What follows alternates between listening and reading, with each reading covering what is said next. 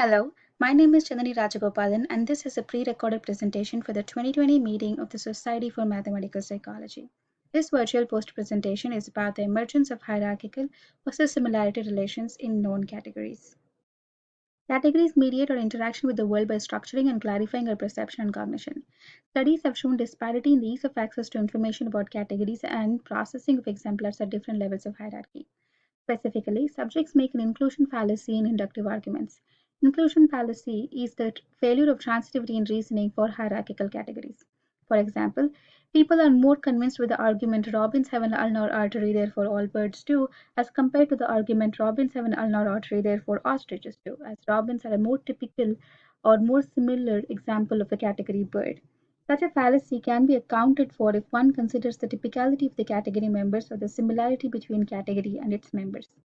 Typicality effect is a phenomena whereby typical items are more easily judged as members of a category than atypical items, in which case the hierarchical transfer of categorical properties fail. Although inconsistent for many categories, typicality judgments have been explained in terms of subjects' familiarity of category members.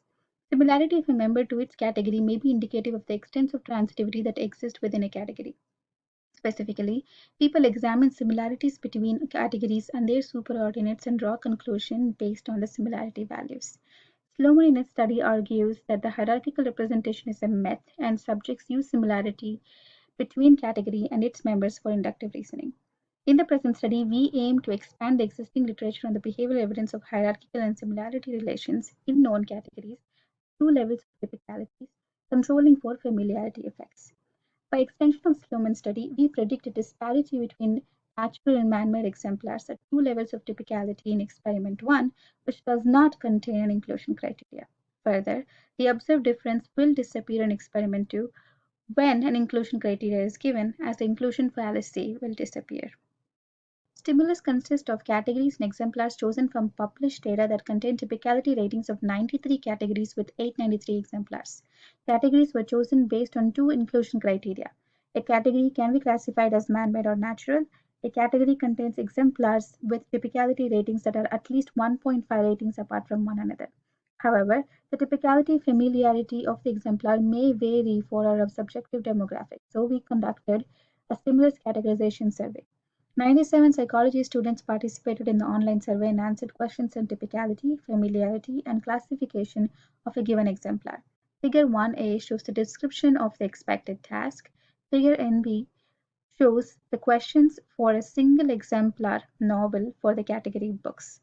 For behavioral tasks, stimulus set consisted of 120 facts and fact-like statements.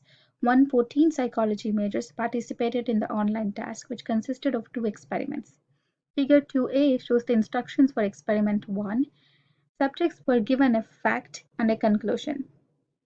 Used mouse trackbot to input ratings on a continuous scale to evaluate the probability that a conclusion statement is true given the fact is true.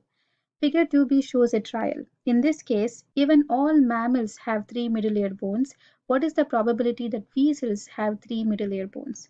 Experiment 2 was similar to experiment 1, except that the inclusion statement was given.